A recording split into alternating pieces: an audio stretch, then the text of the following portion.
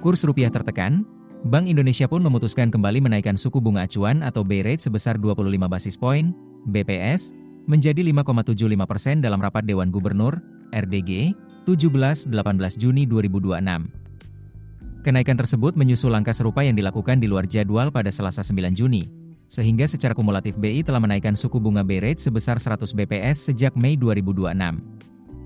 Kepala Ekonom Permata Bank Joshua Pardede melihat, kenaikan BI Rate tersebut menunjukkan fokus utama BI saat ini adalah menjaga stabilitas nilai tukar rupiah dan mengendalikan inflasi di tengah tingginya ketidakpastian global. Joshua memprediksi, prospek rupiah dalam jangka pendek memang membaik setelah kenaikan BI Rate tersebut.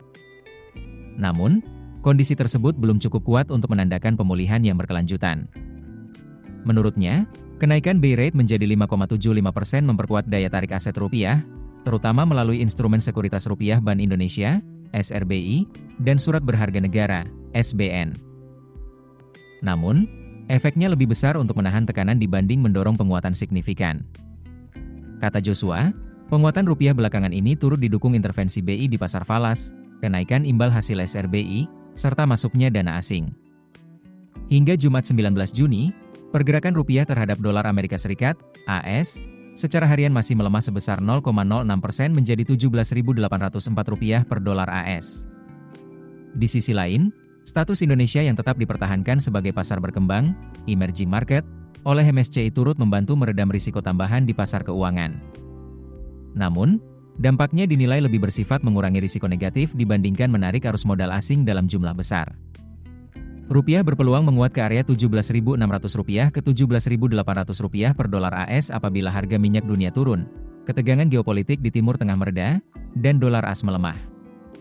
Sebaliknya, rupiah berisiko kembali mendekati atau menembus Rp18.000 per dolar AS jika Bank Sentral AS atau The Fed kembali memberikan sinyal kebijakan yang lebih agresif, harga minyak naik, atau muncul keraguan terhadap kredibilitas fiskal Indonesia.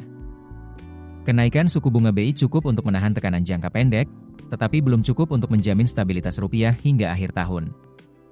Menurut Joshua, daya tarik aset rupiah yang meningkat akibat selisih imbal hasil yang lebih tinggi masih dapat terkalahkan apabila persepsi risiko terhadap Indonesia meningkat.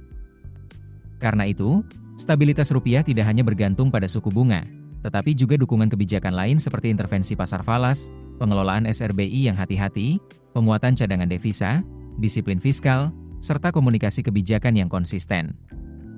Dari sisi eksternal, kata Joshua, sentimen global masih menjadi faktor dominan yang menentukan arah rupiah dalam jangka pendek.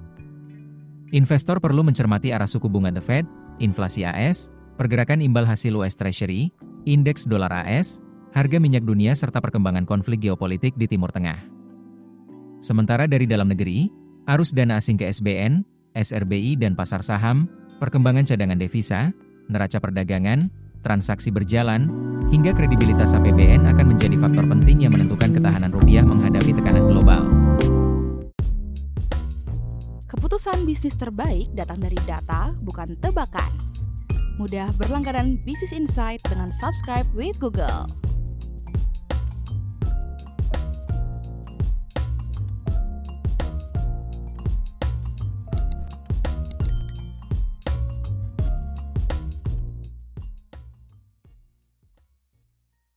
Download aplikasi Kontan sekarang di App Store atau Play Store.